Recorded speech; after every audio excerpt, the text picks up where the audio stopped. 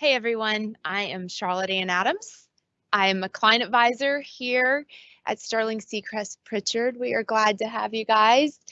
We at Sterling Seacrest Pritchard are one of the largest privately held independent insurance brokerages here in the Southeast. You guys may know that as clients or as contacts. We pride ourselves on being able to serve our community and our clients with risk solutions, not just insurance products, but solutions, which is why we are here today. We have 300 people serving our community and our clients with robust resources that our platform has built. This is a small example of it today. Over the course of 6 offices, of which I am Birmingham, one of the Birmingham producers, and our company today, ClearWinds Technology, is over from Birmingham to present. So some of you guys may be sitting in Birmingham, all signed on to the webinar. Those of you who are here, thank you guys for being here.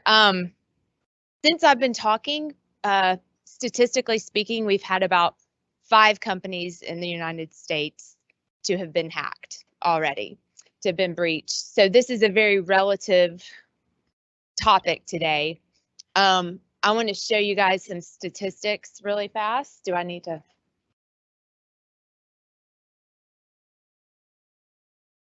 Here we go. So I'm not going to read all of this, but you can see that what's happening in the insurance space is we are getting higher requirements. So your eligibility is tightening. So the things you have to do to be able to be eligible for cyber liability insurance is increasing. In addition, they're carving coverages out, right? So they're offering less coverages than they used to 5 years ago. We have a client that's had a deductible increase as high as $500,000. So $500,000 deductible means you're paying for everything. You are self-insured up until $500,000. Premiums are going up. If you guys have had a cyber renewal, you have had that pain and experienced it recently. And then this is sort of the reasoning behind it, right? So this is 2020, we have 4.2 billion, 2021, 6.9. This is one insurance carrier that we work with on the cyber. These are their Q2 stats, 135 average in just ransomware, right? So we're not talking about business interruption, rebuilding reputational harm. Q4, 322,000. So Q4 2021, can you imagine what it is right now in Q2 2022? So I tell my teenagers, if you're going to bring me a problem, propose a solution, please. And here at Sterling Seacrest Pritchard, we look for solutions. They aren't always in the form of insurance, which is why Dan Sargent and Michael Gray are here, and Clay Fuca from Birmingham with ClearWinds Technology. They have an introductory slide, but they have over 20 years experience. They even have their own data center. They're headquartered in Birmingham. They have another data center in Nashville and opening offices as far west as Oklahoma. So I'm going to hand this over to Stan and his 2+ decades of experience. All right. Thank you, Charlotte Ann. We will have questions at the end. So if you're on the webinar, just send us the questions and we'll get them all answered because there's going to be a lot, we're sure. Thank you, Charlotte Ann. Yes, my name is Stan Sargent. I am here from ClearWinds Technologies, and I appreciate you guys having us in.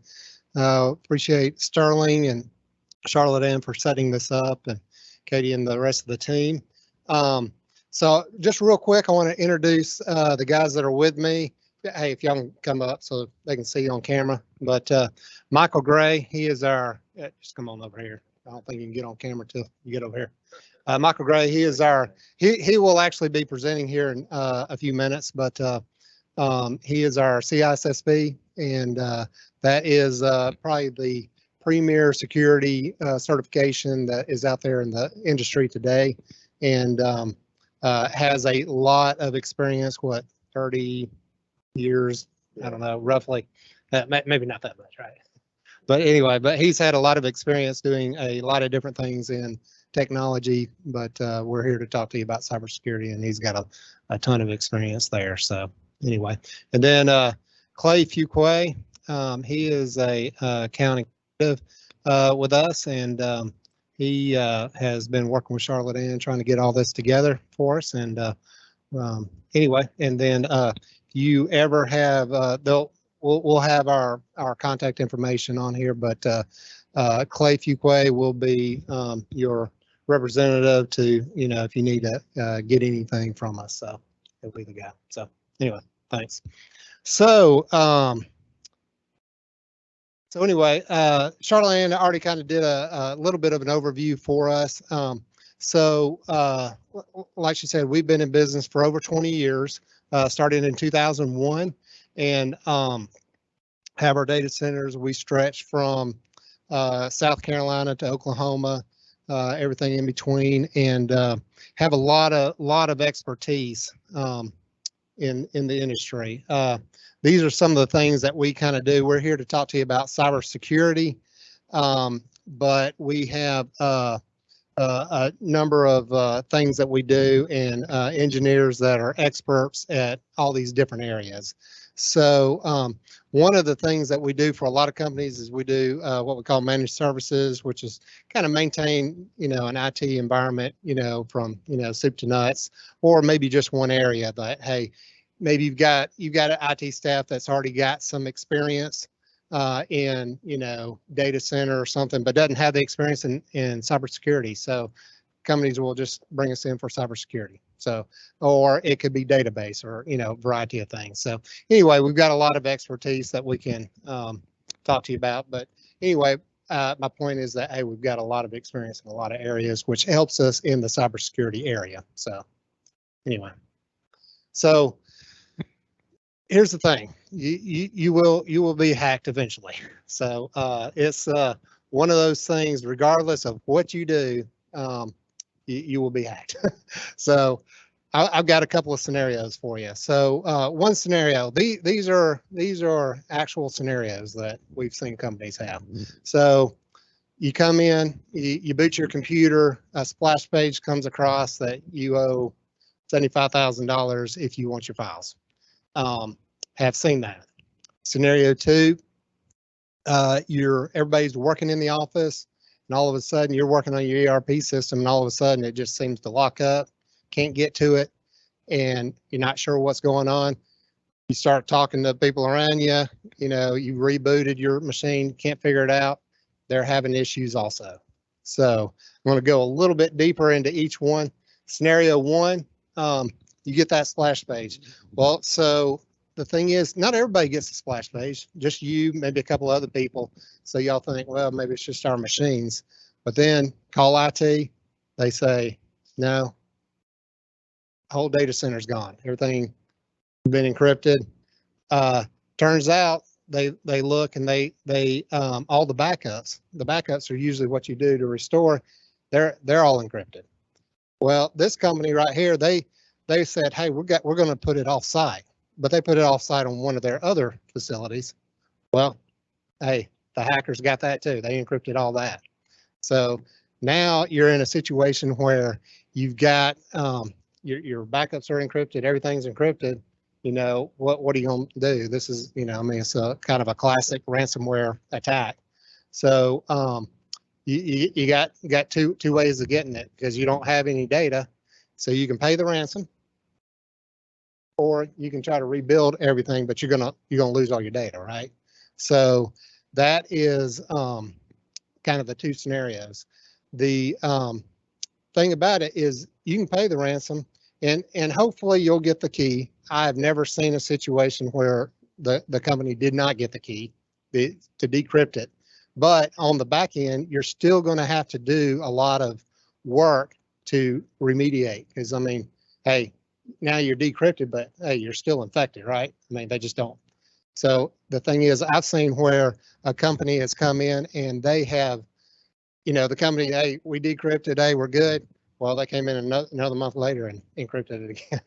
So, because they didn't do any work. So, so even if you pay pay the $75,000, well, then you got decrypted, but now you got a ton of work to just make sure it's all cleaned out and everything. So second scenario. So this is where you're on the ERP system and you just can't get to anything. So we, again, this is a kind of ransomware deal. In this case, they deleted everything. They deleted backups. They deleted, and they actually had an off-site backup, but the way that they were set up, they were able to get to that remote backup and delete it also. So, you know, huge issue. This is where the FBI came in. They said, hey, don't pay the ransom, but they're really not offering any help on, you know, what do we need to do? So, so anyway, in this case, I mean, you don't have anything again, so you're kind of in that same scenario. You got to pay the ransom, or, you know, just start rebuilding everything from scratch, but you lose your data. So, so anyway, the data, obviously your data is important, and that's kind of how you support your business. So, so anyway, so that's kind of a couple of bad scenarios. Real life ones. These are real life ones. I can probably go through a bunch of different types. We actually had a customer, and they were moving their facility from one location to another, big insurance company, and they not Sterling. So, not Sterling. It was somebody else. So this is several years ago, but anyway, they were having a service denial attack on them, and anyway, I was actually working on that one, and I'm like, basically, we worked on it all day, and we just, you know, like, hey, we got to move, so we just shut everything down and moved it, and then dealt with it on the back end. Fortunately, we were able to mitigate that, you know, with some cooperation from the internet provider. But anyway, that was kind of what happened there. So I'm going to go through some scenarios where, hey, people have been hacked and it's worked out. So let's see. So this is an example of a splash page that you might see on your computer. So the thing is, most ransomware attacks, you don't even see a splash page. They just put a file out there. They have to go find and look at to see, you know, what's going on, because you'll know that you're encrypted because nothing works, right? So so anyway, so that's kind of the scenario. So all the time you don't get this splash page, and there's, you know, depending on the type of ransomware is the type of splash page or none. So so, you know, obviously to prevent, you know, you got to be prepared. So that's kind of what we're here to talk to you about. You know, that's just going to be the key thing that you've got to do, and, you know, how prepared are you today? So so how organizations can be compromised. So, you know, hey, I don't have any protection. I can't tell you how many small businesses I've been in. They don't even have a firewall, which we'll go explain if y'all don't know what that is. But they don't have anything. And I've heard several business owners say, hey, they don't care about me. Well, they don't, because all they're doing is scanning IP addresses. They're just looking for vulnerabilities. So they don't know who they're scanning. You know, they'll scan me, they'll scan you, they'll scan him, and then at the end they just come back and it's like, okay, what vulnerabilities did I see? They don't know who you are, so they don't really care about you. But hey, if they see a vulnerability, they're going to take advantage of it. So I saw a municipality a couple of years ago. There's only 8 computers, small, tiny little thing, but they didn't have any security whatsoever. And sure enough, I mean, everything got wiped. They called us up. Hey, what can we do? And I'm like, I mean, there's nothing. I mean, we can help you rebuild, but I'm like, you lost everything unless you just pay the ransom. That's, you know, that was the only scenario we could offer. So anyway, can everybody hear me on fine? Online? Okay. I know sometimes I drop this mic. I just want to make sure. So anyway, you know, viruses, you know, that's been around for years, but, you know, different types of malware, people get in, you know, hackers get in with that. Phishing is kind of, you probably heard a lot about phishing emails coming through. We've got an example of that. That's been a very popular way of basically getting somebody to click on something, and then that gives them access to your network. So we'll talk a little bit about that. Social engineering, that's kind of where people will, call. They'll just call in. It's like, hey, with AT&T, I need your username, password, fix something. I know we have even seen, and we've done social engineering ourselves for assessments to show like, hey, we'll come in dressed as, whatever, computer guy, and we just come in the front desk, like we get into your closet, to fix some things, and hey, we've been ushered right in, here you go, and they leave. So, obviously an issue. So, so those kind of things is kind of some of the social engineering. Wireless, that's, I mean, hey, you could pull up to the side of the building, you can see 20 wireless, SSIDs, and be able to maybe even hack into some of those. So that's another way people try to get in, and really just kind of lack of planning. That's if there's no planning, then it's hard to protect yourself. But even if you're hacked, you need to have a plan for recovering. So that's kind of what we're doing for several companies right now, putting together plans in case they do get hacked. Then, hey, they've got a plan to kind of walk through to get up as fast as possible. So here's some stats. I'll kind of go through them quick. There's a lot. Y'all probably heard a lot of these kind of things. 2022, 170 billion spent on security for worldwide. It's pretty easy most of the time for hackers to get into your system. That's why I always say you will be hacked eventually. So there's just so many vulnerabilities and applications and your firmware and your equipment. I mean, there's just new things being discovered all the time. So it makes it difficult to protect yourself. But if you stay on top of it, we can do a really good job, right? So, and then just trying to be aware of cybersecurity, poor security practices and stuff like that. So there we go. So kind of some different ways people are getting in these days. People have gone remote, right? With the pandemic, a lot of people went home and worked from home, which made it a little easier for hackers to get into systems, because now people are at home, they can get to the computer at home, and then everybody's VPNing in or some connecting into their work. So because of that, it made it a lot easier, because now they're not having to get through the firewall here. They can just get through the home firewall, and then they attack there, and then they come in through that way. So that was very popular. There's probably a stat here that we'll look at, but I think when the pandemic started, the scans, to look for vulnerabilities went up 435%. I mean, it just skyrocketed because people saw an opportunity.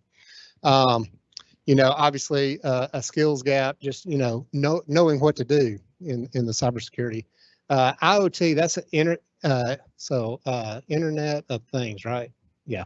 So basically these are devices that are connected to the network, like your HVAC or, different types of systems.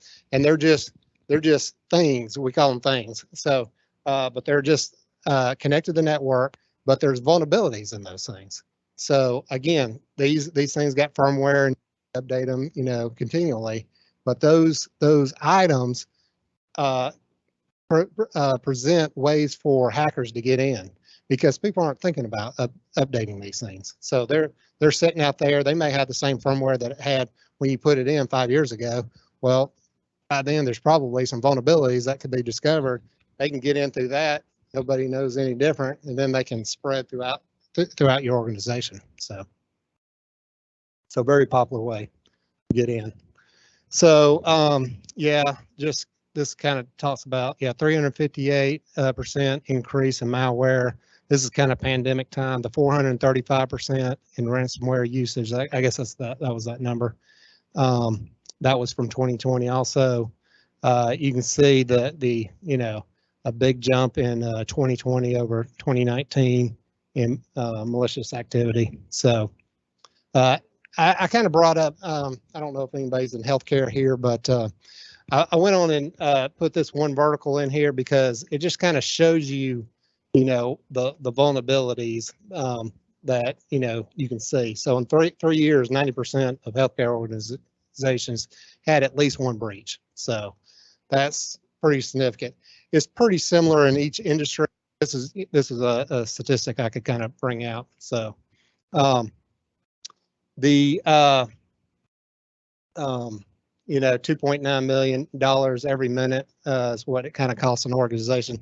This is obviously, not meant for the small business, but it's kind of an average. It could be AT&T all the way down to, mom and pop. So anyway, just some kind of cost of, what cybercrime, can cost a company. So yeah, this is kind of interesting. So the amount of just of identities that are out there on the dark web. 15 billion credentials are out there that can be bought for $5. I mean, it's just dirt cheap that you can get these things. So there's this could include your music. It could include stuff at work. It can include a lot of different things. Online banking. So these credentials are out there to be bought, and then they'll do a password crack against places where they find vulnerabilities, see if they can get in. So, but all that's out there. 5 billion are unique. So, so yeah, these are the where the risks come from. 70% from outsiders. So you see a lot of things from the outside. That's what you hear about.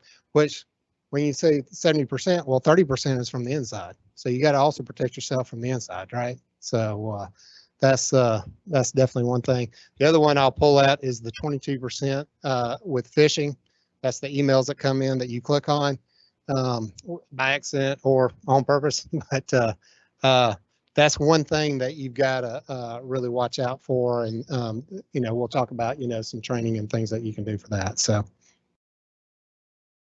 And then I'm going to turn it over to Mike. He's going to talk about the solutions that we have, and we can talk about some of the instances where we've had these solutions in place where we've been able to recover very quickly for our clients. So.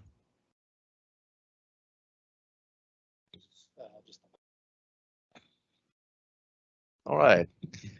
Well, there's been a lot of stats, figures. Bottom line is the world as we know it is changing rapidly, right? It's becoming riskier, and riskier. I mean, that's the bottom line. And it looks like it's a gloomy situation. Like there's, what do we do? There's no hope. I mean, there's lots of things we can do to help mitigate the attack. The attacker has to have several steps in the line up before we reach critical mass. All we got to do is stop him on one of those. That's it. So part of the things that we do to help put us in a position to be able to go to war against these attacks are listed here on the screen. We've got starts at the perimeter. That's at the edge. Our firewalls. Firewalls do sort of like they're saying there. They're the wall boundary between the good stuff and the internet, our private, our corporate data, and the outside world. I've been called several times and asked to provide a solution that would prevent someone from being attacked. I said, okay, that's simple. Unplug everything you got. Make sure you run a clean on it. Never touch it or connect it to anything, because that's the only way that you'll ever be able to say without a doubt that you can. That's assuming they don't plug anything ever into it. But because there's just too much out there, too many holes. But so what we do is we call these layers of defense. Every little thing we can put in place, again, to help mitigate the attack. Firewalls are one of them. That's one of the very key components that we can put in place. They help us protect us from people on the outside getting in. They also help, if they're set up properly, prevent stuff from the inside going out. That's just as important. A lot of times, if we're not set up correctly, which a lot of times they're not, then you can be attacked and infected on the inside, and you're communicating securely right outside your firewall to the bad guys. They could care less whether it's encrypted or not, and you're doing that. So proper configuration of that, but if it's set up properly, those are great allies against the battle. And then we've got antivirus, which part of the suites that you have in your firewalls are antivirus, anti-malware types of signatures, so that you can look at the stuff that's going through there. Now, there's one caveat to that, is we are using more and more encrypted data, HTTPS websites. Firewalls natively cannot see that traffic. You go, oh my gosh, and if you look at a firewall utilization or logs, probably 70 to 80% traffic is HTTPS. So what does that mean? Well, by default, 70 to 80% of your traffic, if you're not doing something, is going right through your firewall without any inspection whatsoever. So we have to make sure that we inspect the traffic, so that requires us to do some things, putting certificates on desktops and things of that nature, again, to be able to peel through and look into that traffic that's going in and out of the system. The antivirus, anti-malware, threat detection solutions that are common with more of the prevalent firewall vendors help us real-time checking and looking for signatures-based events and blocking, preventing that from passing through. Then we've got a SIEM, a security, identity, and event manager, which is sort of both after and before the fact. It's inspecting and evaluating your environment, and it's as good as the logs you're feeding. It's what it is. It's a log aggregator. So your Windows systems, Linux, your servers, switches, whatever you've got, your firewalls, you're pulling all that logging information into this identity management solution, and it's looking at it. It's trying to identify anomalies, unusual things, and then it will start reporting to you about it. So this looks odd. Click on it. You can configure some of the more advanced ones to where they will take an action for you. The caveat to that is you're probably saying, well, sure, well, I wouldn't always have it automatically block suspicious traffic. Believe it or not, they can be wrong.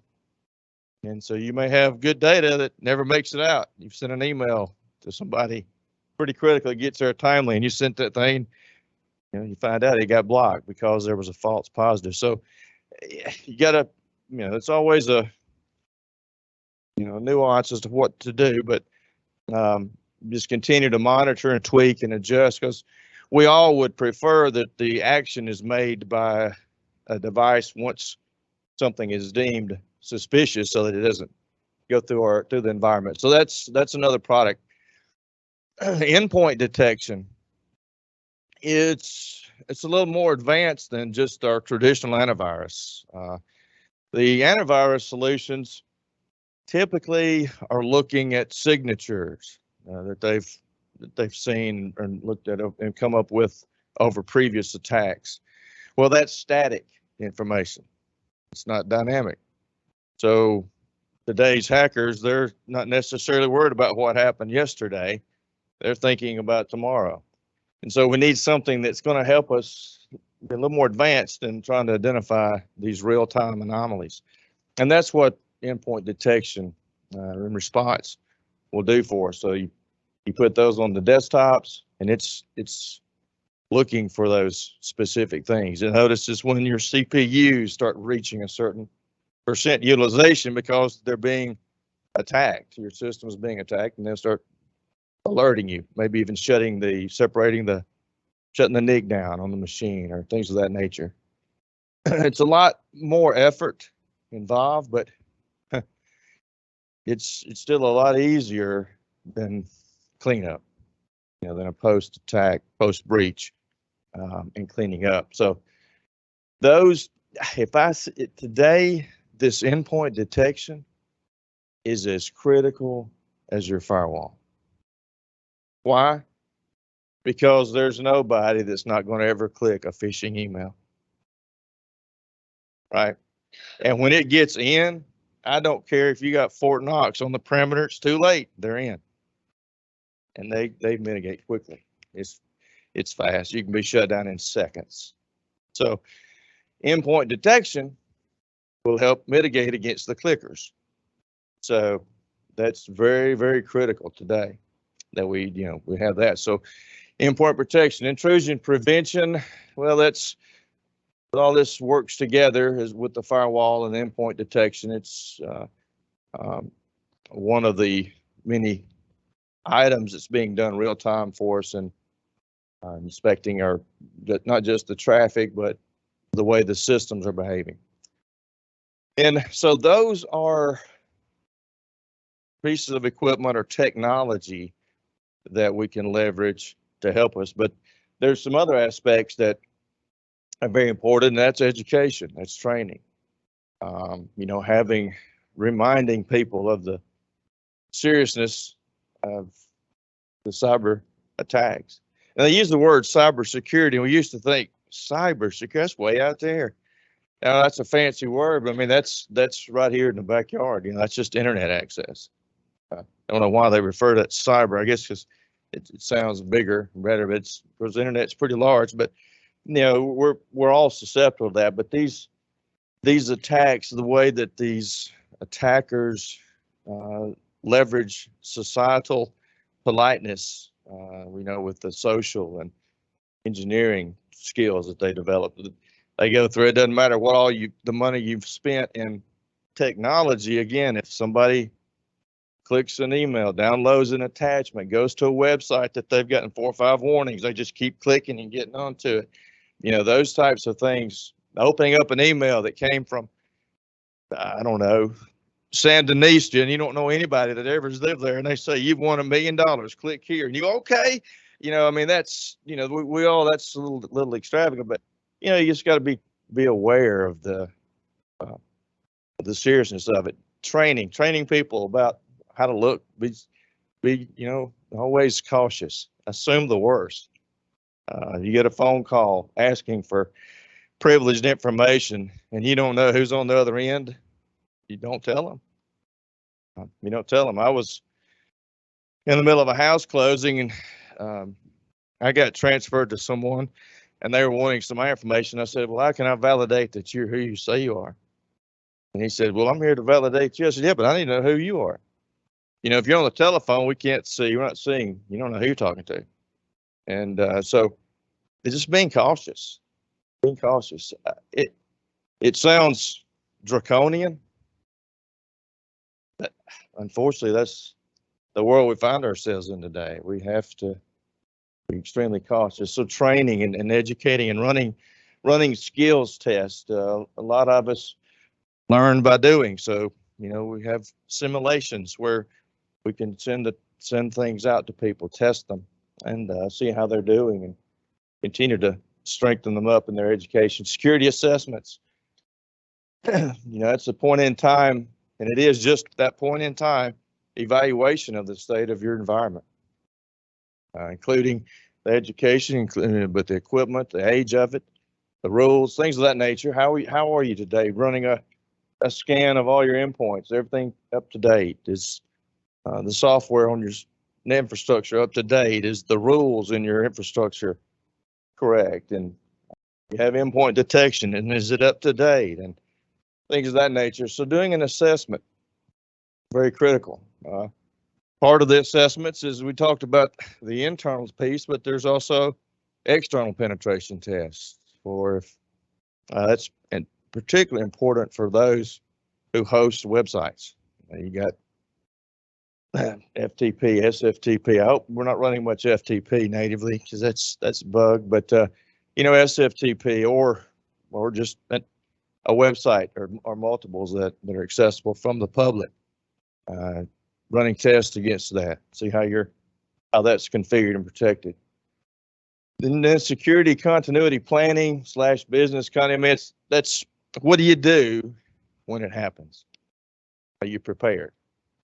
Or do we go, oh my gosh, I can't get to anything? Are we prepared?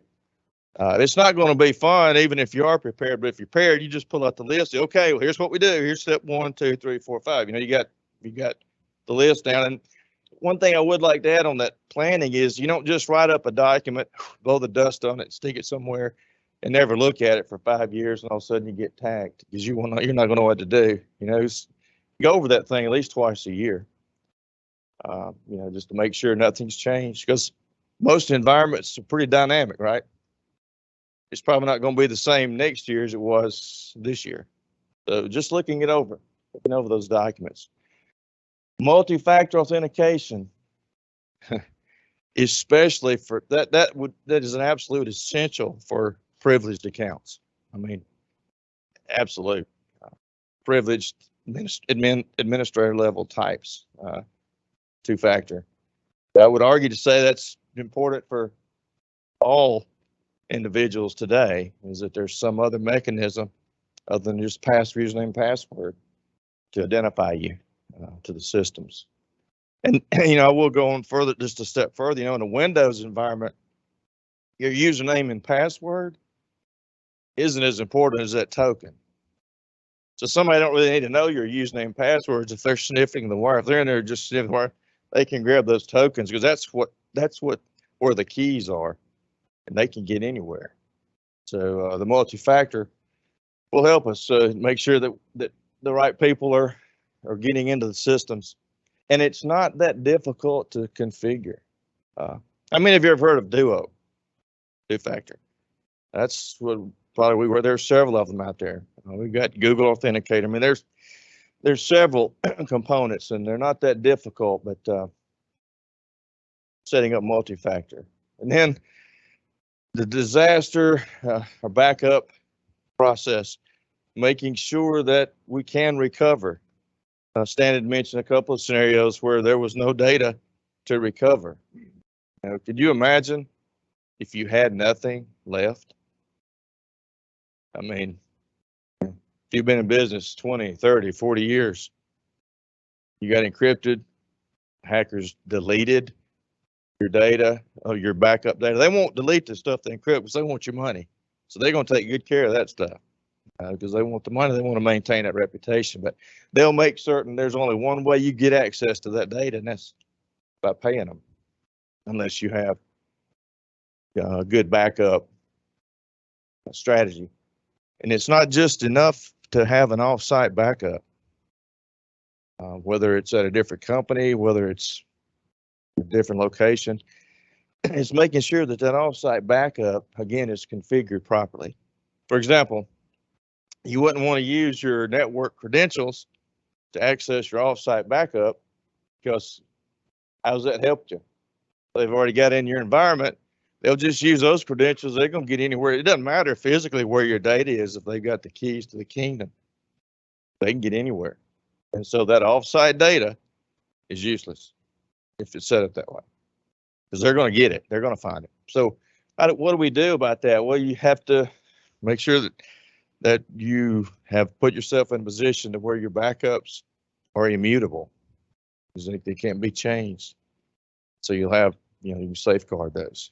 So those are some of the items we can use, or the tools we can use to help us combat against the enemy. We've talked a little bit about firewalls. That's basically what they're doing: monitoring, making sure that only the stuff we want in is coming in, making sure that only the stuff we want out is going out. If we're not sending, 80 and 443, maybe SMTP for email, there shouldn't be a lot of ports traversing your firewall going out, right? And knowing what those are, and if there are different ones, what are they? Why are they being used? Just knowing what's going on, because that way, if nothing's going out that shouldn't be, then it's going to make it a little harder for somebody to do what's called command and control. They'll drop a payload on your workstation, and they're talking back to home base, gathering data, getting ready to execute it. So, there's SIM where I referred to earlier. Like I said, it's a log aggregation tool, and will take action based on what you ask it to do, depending on the results of those log aggregations. Yes.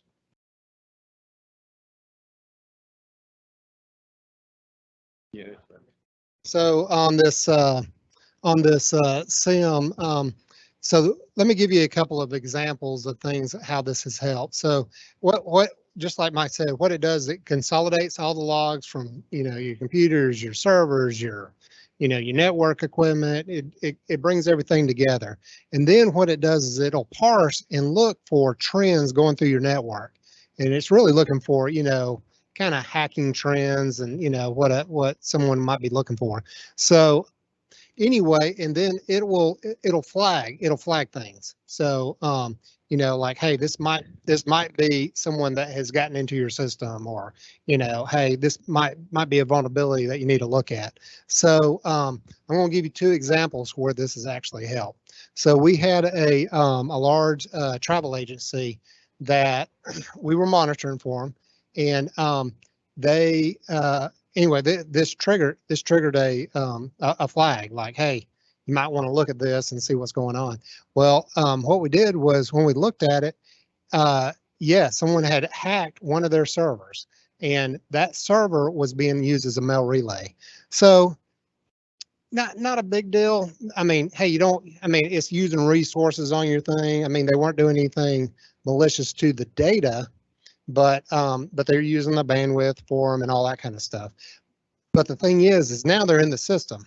So the concern was, hey, what if, like one of these scenarios like ransomware, they could go the next step. It's like, hey, just, take over all their systems. Fortunately, we were able, because I mean, that happened like that, sometime during that night. We caught it about 7 a.m. that morning, looked at it, called the client, said, hey, here's the situation. You got one server, we've kind of isolated it now, but it's being used as a mail relay. Don't know what could happen, but we did a little research. We found out it was one of their applications. A new hole had been discovered that had been used to get into the system. And the concern is like, hey, I mean, we don't know what could happen, but well, they had about 5 years ago, before we were managing, they got hit by ransomware and was in one of these situations, disaster. Hey, had to rebuild everything. So they're like, hey, take it down. We don't want any of that. So anyway, so fortunately we were doing their backups and everything. And that's one thing on backups. We check, like if you're doing backups with us, we check them every single day, make sure that they're happening. And then we're going to test once a year, unless you want it more often. We'll test it once a year just to make sure you can recover your data, because that's very important on a backup and recovery system. Because hey, if you're backing up but you can't recover it, then what good is it? So right, so that's very important. But anyway, so we go in there, we take that system down. We actually just recover to the day before, just put that one on there. It took a couple hours, and then we went and just to kind of eliminate whatever they may have done to that server. So kind of got them fresh, and then we went in and patched the the issue, the hole in that software. So within just a few hours, we had that server back up and they're running, and and we're able to isolate everything else. So everything else was fine. We kind of looked at it and everything else was good. So just but anyway, the SIM product and the backup in recovery, those were the two products that were used there that was able just to mitigate the issue. So anyway, pretty interesting. So I'll give you one more scenario. It was this was a ransomware attack.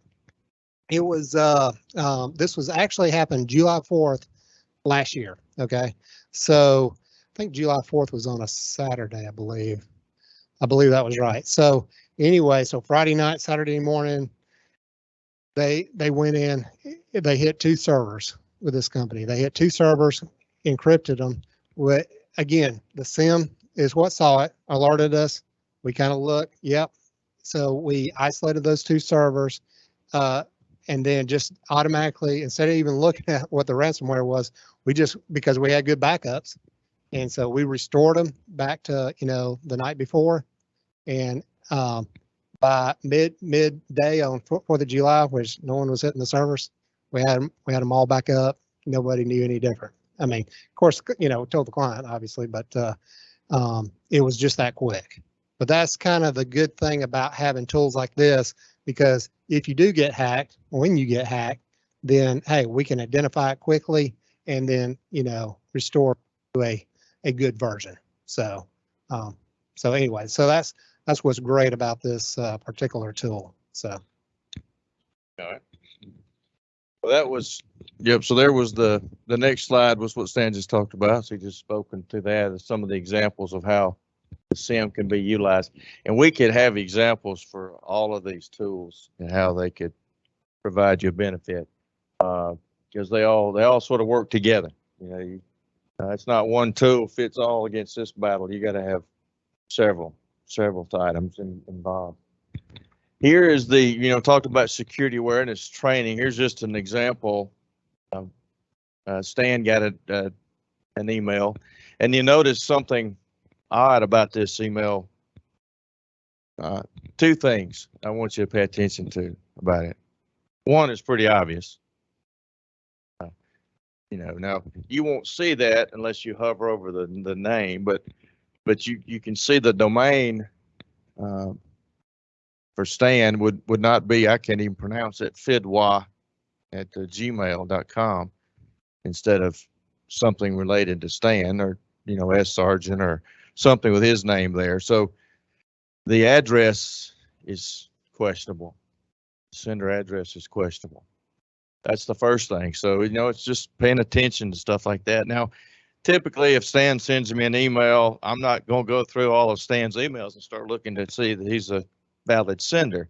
What would draw me attention to this email was the second thing I wanted you to notice: the urgency of the request and what they're requesting.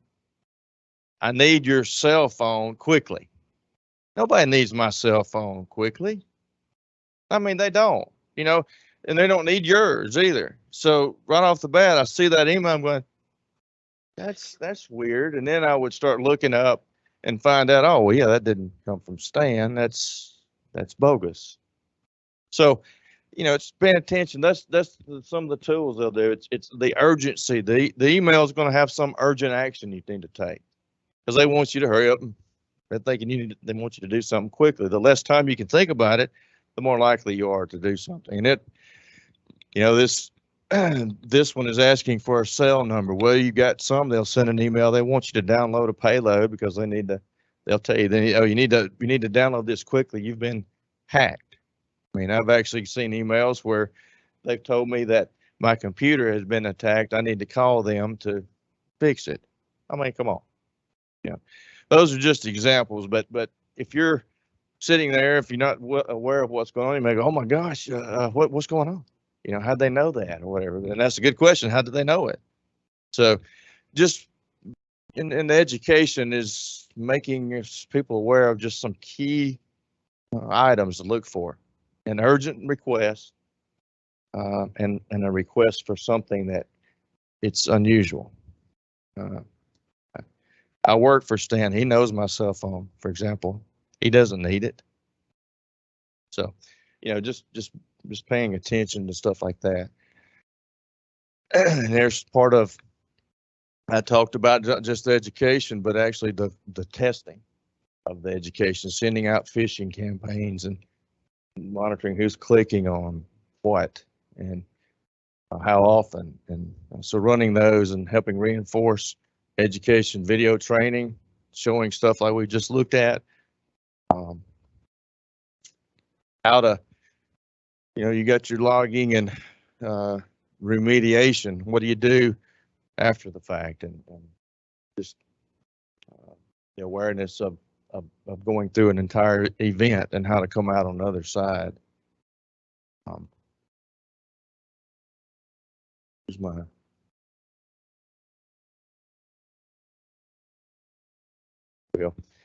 endpoint protection.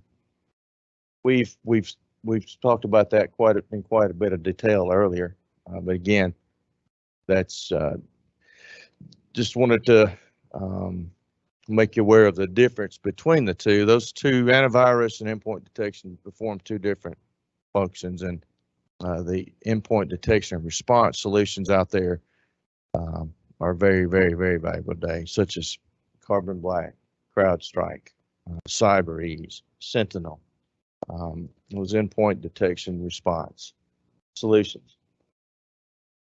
Password management. How many are you aggravated every time you got to change your password? It seems like just when you got it down, doggone, I got to change the password. You know, I mean, that's not fun, but that will save you. And that coupled with multi-factor is very critical. And, you know, they need to be complex passwords, not, you know, baby one, baby two. I mean, they have to be complex, which makes it harder to memorize, but you know, we're looking at what would constitute a complex password? Well, an absolute minimum of 15 characters being comprised of upper, lower numbers and symbols. That would be complex. And then it's not enough just to have a complex, but you need to change it frequently. Recommendation to change your password every 90 days. Every 90 days. So complex passwords every 90 days. You go, golly. And then the other thing is to try to remember is it's not good just to have all this. Don't have Post-it notes all over the place that has your password on it. Then you've sort of defeated the whole purpose of all this complexity. And then don't use the same passwords over and over. Have a reuse policy in Active Directory where you say, I'm only going to keep the last 6 or something of that nature. And multi-factor, again, we talked about that. Those are very, very critical as part of the campaign to help protect us. And the assessments we spoke about, which are point in time evaluations of our environment. How do we stand up? You know, what are some areas we need to shore up? I can tell you that nobody is indefensible. So, and the fact that a security assessment reveals a problem does not mean that people aren't doing their job. You know, it's just things are rapidly changing, and so it's always good to have, you know, an independent assessment done just to see how things are going. You may have everything pretty good on patching cycle, but there's not the policy side's not too good. So, you know, just looking at the whole gamut, along with that security planning.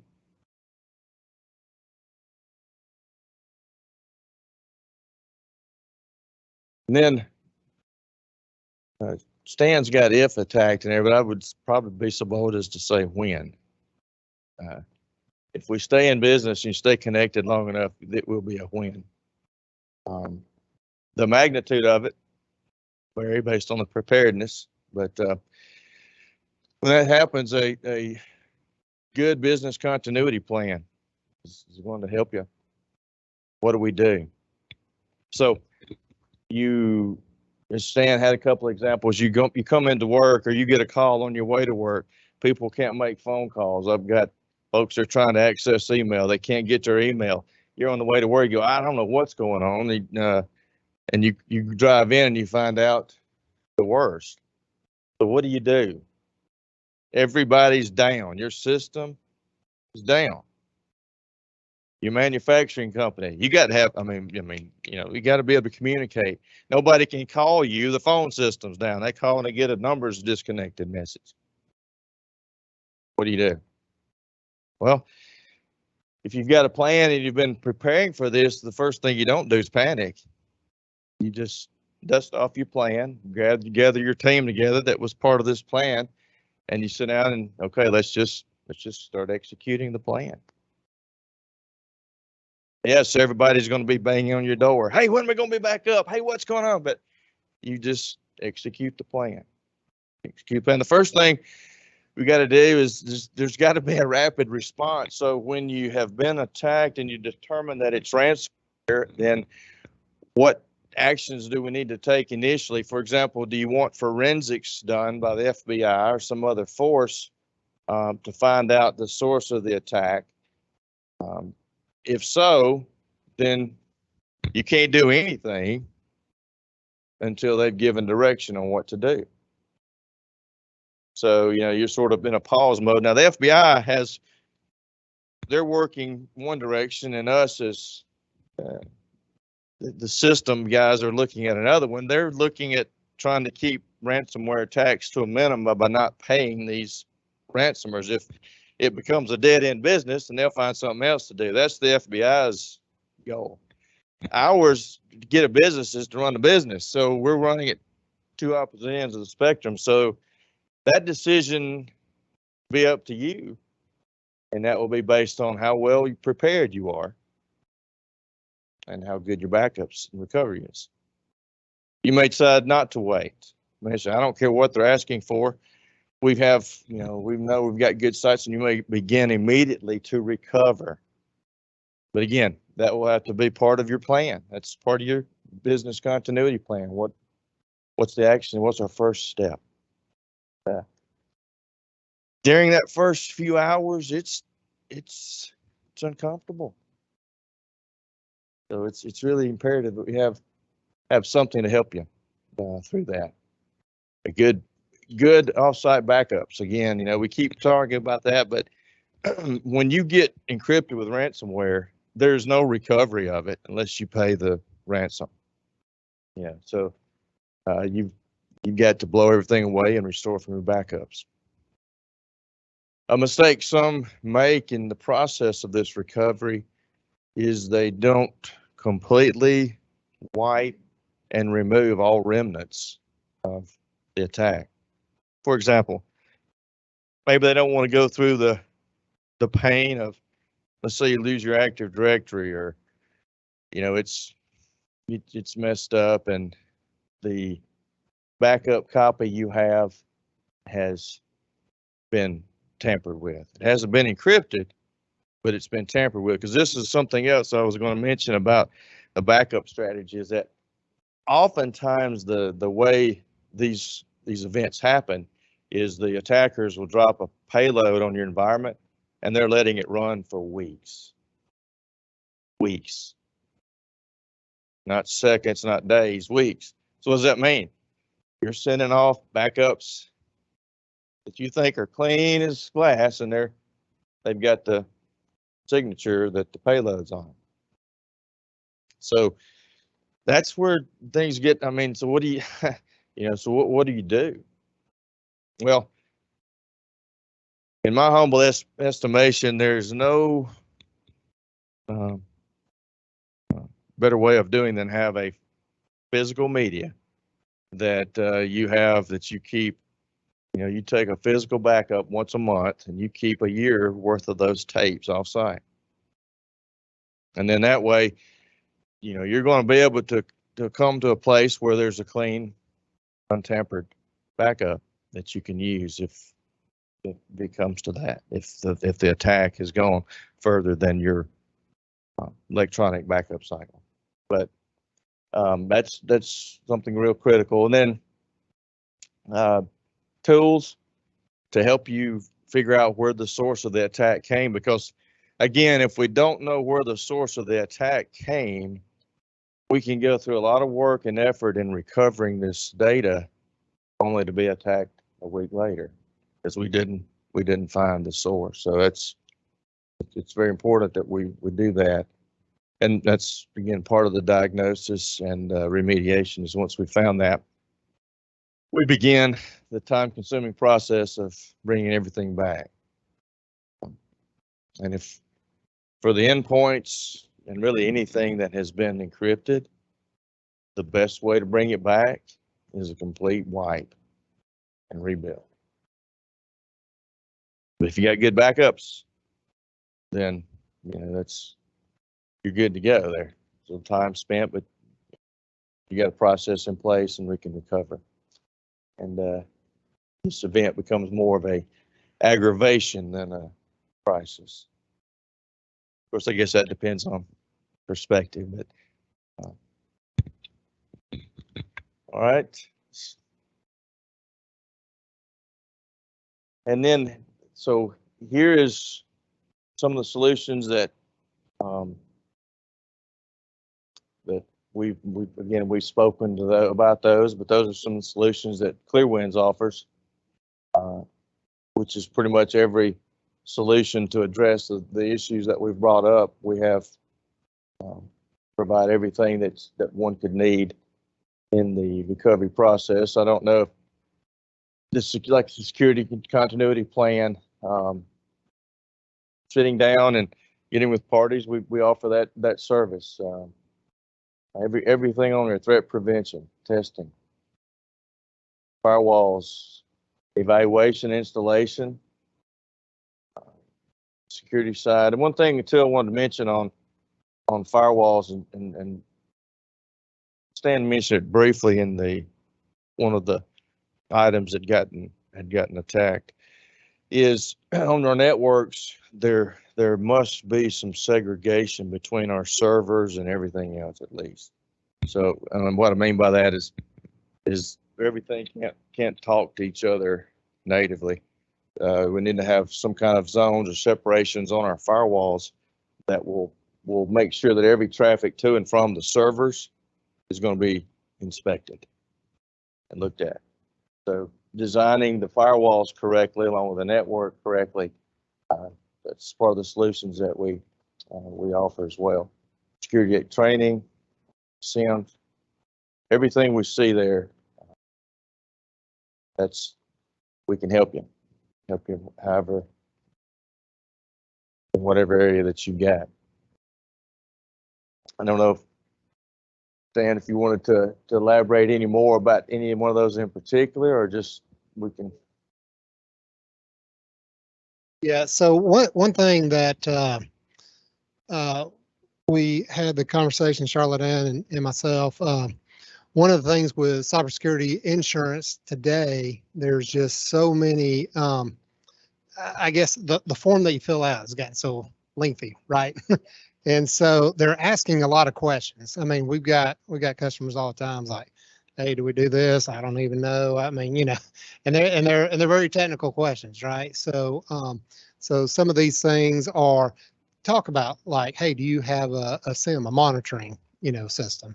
Do you have a firewall? Do you do backups? Do you test your backups? I mean, there's just a variety of questions that they're asking. So anyway, hey, do you have it or not? I mean, this is kind of part of the tool set that you need that can, now I'm no insurance expert, so I'll let Charlotte answer that, but maybe it affects your premiums, your I can't think what you call it. Yeah, eligibility, all those kind of things, they kind of, affect, what you can get and what you're eligible for and all that kind of stuff. So anyway, so yeah, this is some of those tool sets that, we do for customers that can help out with that. So what are you going to say anything about that? I'm seconding what he said. This is very important. We see it on every application that you will fill out. If you have a renewal ahead of you, these are things you will not be qualified to have cyber liability insurance if you don't have multi-factor authentication, if you don't have endpoint detection. And so really, most of these are not just good ideas because they're going to help protect your company. They are now becoming requirements to be eligible to have cyber liability insurance. And the pieces of cyber liability insurance that would partner with what they would do, they bring to the table are things like the business interruption, right? And being able to pay the forensic accounting behind what happens when your system is down. There's still great benefits to the cyber liability insurance, and some of them are just part of checking a box if you have a contractual requirement too. But these are things that we feel very strongly that you want to have in place to protect your company, because insurance is a reactionary product, right? So this is the proactive solution for that.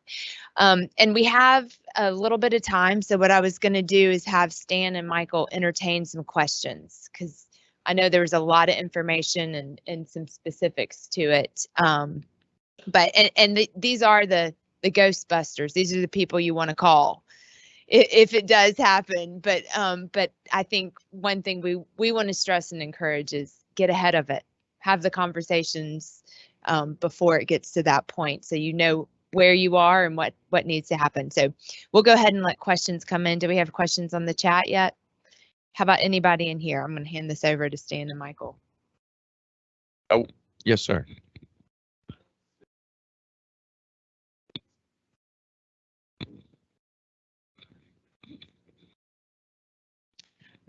Local administrator, yes.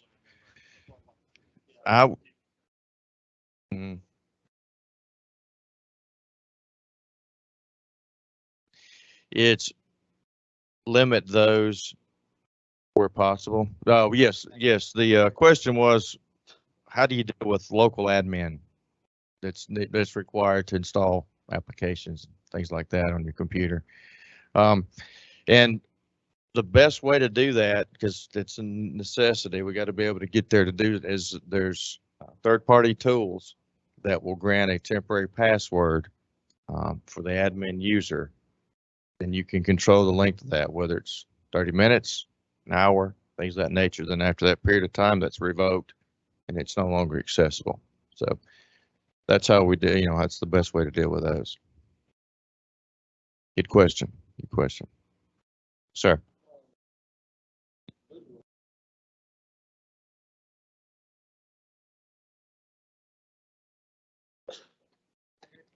Okay, the question was, where do these attackers come from?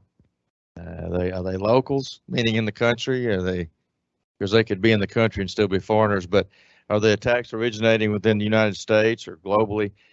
Most of them are globally, but it's not exclusive.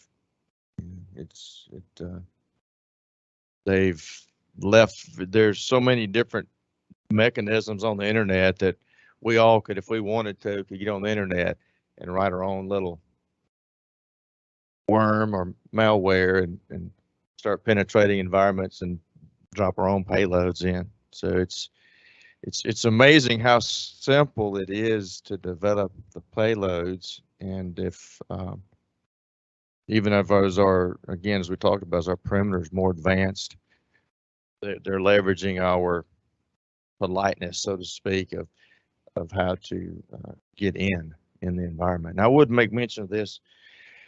I think I have earlier, but I just want to make sure patching.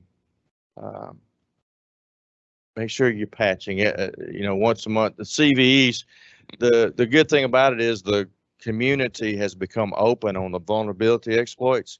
The bad thing is the community has become open on vulnerability exploits. You follow me? So now the hackers know, oh, here's some exploits, and you can rest assured that's what they're going for the very next day. So patch. Just go through our patching cycle. Will help tremendous as well. Keep those footprints to a minimum. Okay.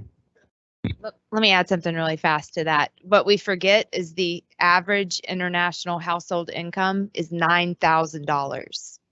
So if it is an international hacker and they're asking for $6,000, that's a large portion of how their family exists that year. So that gives you an idea of the motivation behind it. Go ahead. Sorry.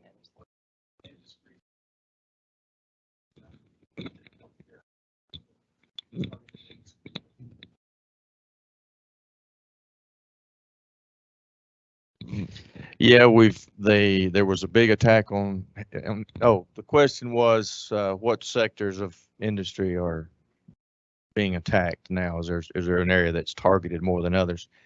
Education space was targeted about 1.5 years ago. They were heavy into the education space. Now there seems to be a trend toward more transportation, manufacturing. So they're just sort of wandering through and picking their their holes. With the Russia-Ukraine situation, there have been and will continue to be attacks at critical infrastructure components. Power. They get in the power grid. What are we going to do? I mean, we can't hardly make it if air conditioner's off and it's 84 degrees, and then if it's off for more than 30 minutes, we're going crazy, right? I mean, if you can't microwave something, oh my gosh, what would we do without power? I don't know. It'd be chaos. That's what it would be. Yeah. So yeah, they're attacking mainstream as well as it's multifaceted. They're just it's everywhere.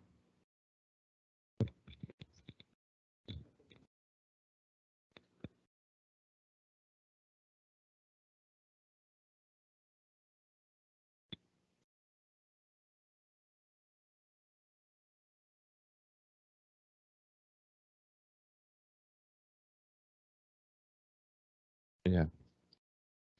Yeah. So the question was, does the size of the organization, do we see more attacks toward the bigger organizations than the smaller?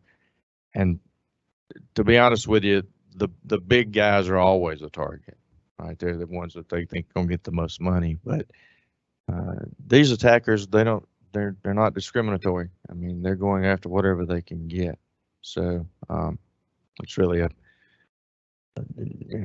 in their mind. I mean, you've got groups, always have these factions that are going after certain industry, certain size of corporations. But again, it's all over the board. Basically, they just throw something against the wall, and whatever they find they can get in, that's what they do. Yeah, to kind of just real quick on that kind of aspect, a lot of these hackers I think I referred to it earlier. What they do is they just scan networks. So they'll start at 1.1.1.1, then go to 1.1.1.2, and then 1.1.1.3.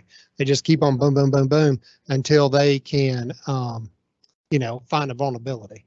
So they don't know who's 1.1.1.3 versus 200.200.200.200. They don't know, but they're just looking for a vulnerability. So if it happens to be a small business, now the thing with a large business, they got more of those numbers. So so they will probably be more vulnerable. So that's probably part of why it might be a little harder. But yeah, obviously if they already know their range, they want to get the big guy because they can get more money. So Katie. Yep, we have 3 questions online so far. The first one is, do you provide HIPAA security assessments for small medical practices? And what is considered a reportable breach under HIPAA? Okay. Yes, we do. We do for HIPAA. And I don't know if you can answer the recordable. Yeah, the reportable event would be any breach of what's considered personal private information, social, phone number, address, name. All of those are reportable breaches. Okay. Second question is, I'm getting a number of fake emails asking me to review an invoice from someone I do not know. How can those be stopped? Well, if best thing is to employ an email filter, and several solutions out there for that, which properly configured will again identify the traffic coming in, make sure it is from a valid domain, and we'll block it if it's not. But that's the best tool you have. And I will say they're not 100%, but they significantly reduce that type of information. And if it continues from the same sender, then you can actually go a step further and put some blocks in. But that's not going to stop them. They'll go to a different address. So, I mean, that's just the way it works, unfortunately. But yeah, having a good email filter clients there will help with that. Yeah, that's something that you have to, it's another one of those things you got to manage, right? So yes, just like you say, hey, you'll get something from a particular address or a particular domain that could be valid. It could be, I mean, you get valid emails from, maybe a client or something, but they got hacked and now they set themselves up as mail relay, and then you're getting emails from them. So that is that can be an issue, but you have to manage it. So you have to start watching that, and then there may be, it may be a name from that particular domain that you'll need to filter in your email filter. So just something that you have to be active with. So. The next one is, as a company that runs entirely in the cloud, using NetSuite for ERP, Office 365 Suite for email and chat, and Dropbox for file sharing, what type of products would we need to keep us protected? We have a firewall and antivirus software that we use, and 2FA for NetSuite. Yeah, two-factor. Okay. Yeah, it's a good question. Sentinel is an application that is designed specifically for cloud, the cloud environment. So employing a Sentinel, it's endpoint detection and response application, which again will help in diagnosing and mitigating suspicious traffic coming in and out of the cloud.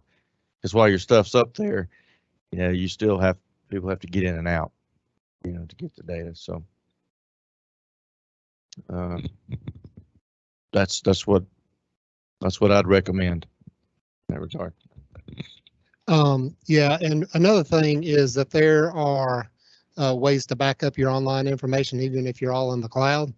So a lot of providers will offer backups with them, but again, if you do that, just make sure that they are doing the backup in a way that is protected. So that there's the air gap that he was talking about, or just a way so that, hey, the hacker doesn't get into the cloud, and then, hey, they can go get the backup too. So so that's what I'd recommend. Just check with them, or use another provider. I mean, we back up things, like that are in the Microsoft or, AWS cloud. We'll back them up to our facility just because, hey, it's just a different spot. I mean, they, someone that got into Azure, is not going to get into us. So, so anyway, just another thought. So, okay. Anybody else have any more questions? Yes.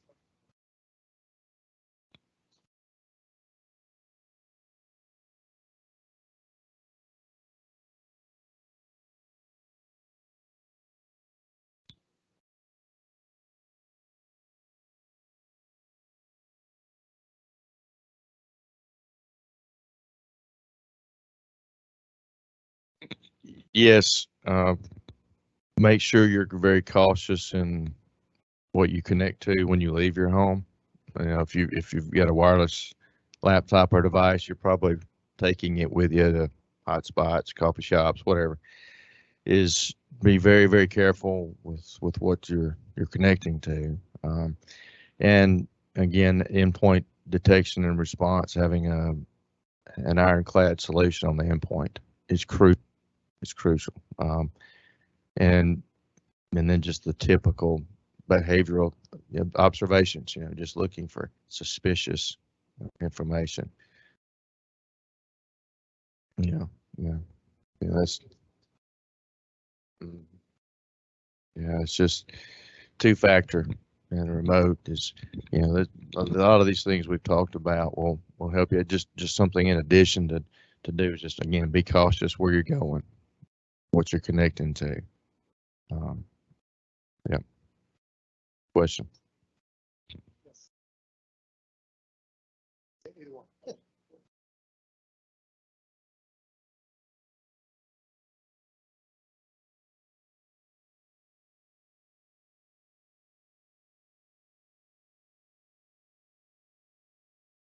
Okay, the question was, what percentage of attacks are from a phishing versus an external intrusion?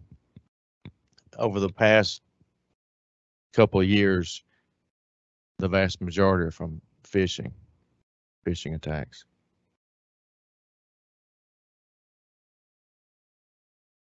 I would say that I've just in what we've seen, probably at least 60, 70%, somewhere in that range. It's what we've seen from phishing, somebody clicking on something or social engineering or something like that, just coming in, via, just someone not being educated versus, someone coming in through the firewall and, doing a full hack.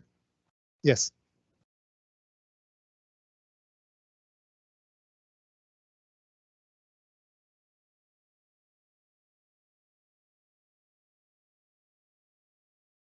Mm-hmm. Right. Mm-hmm.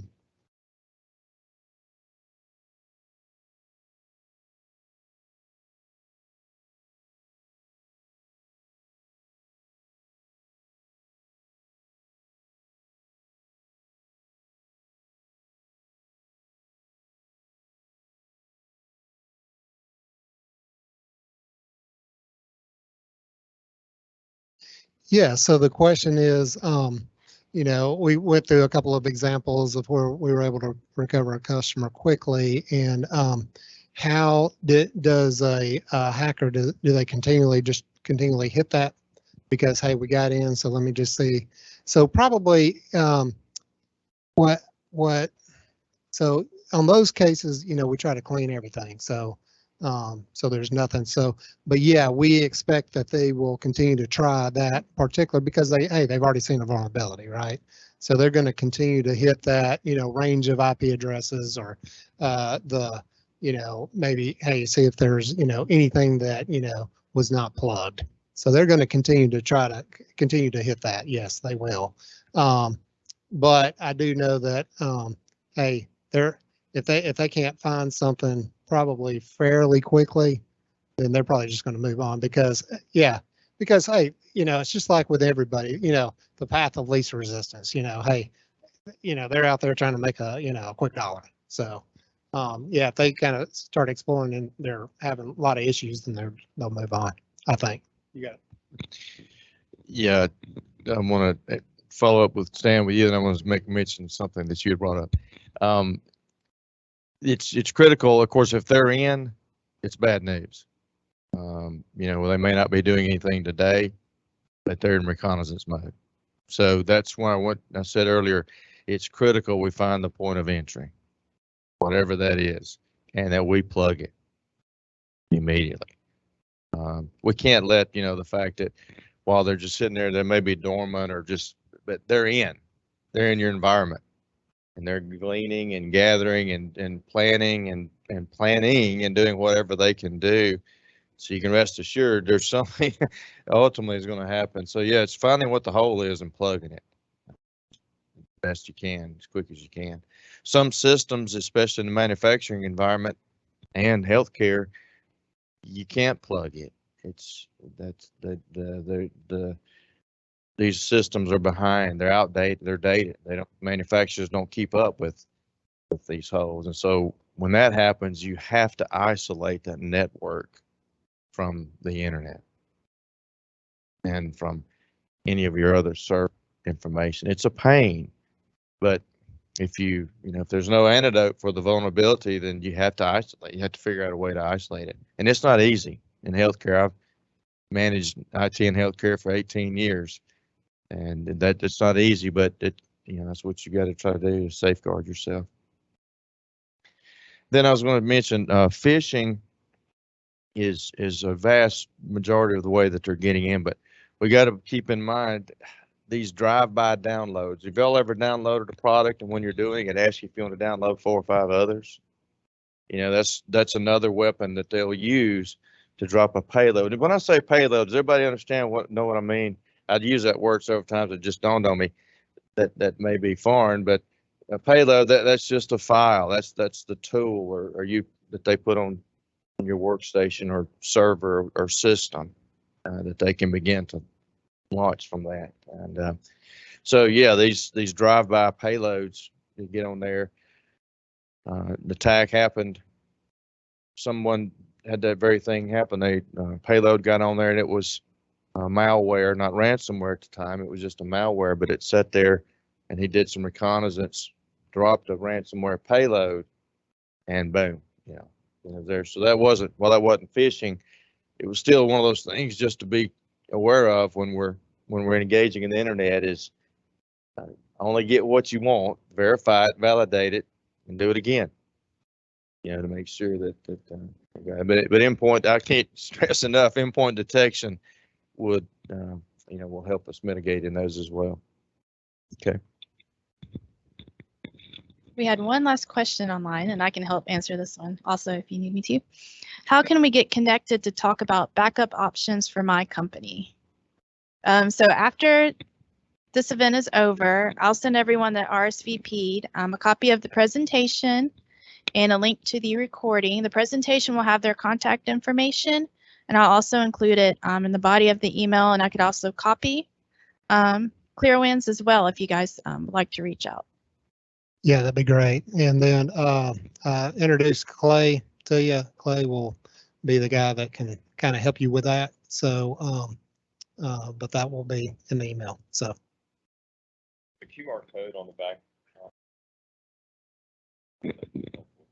To connect, there's a QR code on the back of the little slick that we handed out, and you can scan that and you can fill out any questions that you have. We'd love to connect with you, answer any further questions. But yeah.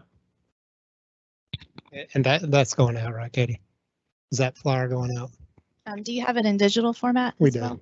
We do. Okay. We'll send it over to you. So we'll get that out to you also. But yeah, on the slide presentation, I guess you got it. But anyway, all our contact information is on there. So yeah, just go down one. There you go. So there's our contact information. So you can contact any of us. Clay will probably be the most responsive to you. So I'll just go ahead and say it. But hey, I'll like myself, Michael will get back to you, but it may be at the end of the day or something. So okay. Yes. Does just opening phishing email cause an attack, or do you need to click the link, PDF, etc.? I'll let Michael take that. Well, it depends. Unfortunately, yeah, it depends. Just opening up an email and you observe a phishing in there, opening up the email in and of itself, as long as you don't click on anything, is not going to, as of yet, is not going to cause any harm. I keep saying that's going to always be the case. But yeah, it's the actual clicking of either the URL or the attachment or things of that nature. When you do that, yeah, it's not good.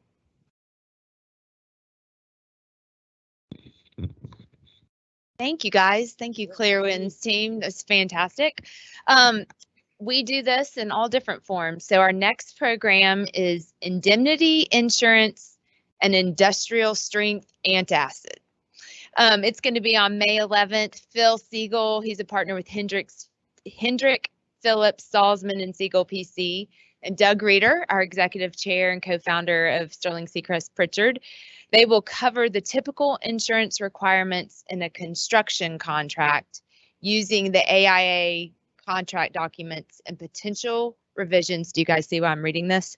Potential revisions for overbroad or burdensome insurance requirements. So please join us. Thank you guys so much. We appreciate it. And again, reach out to us. We'll make sure you get connected.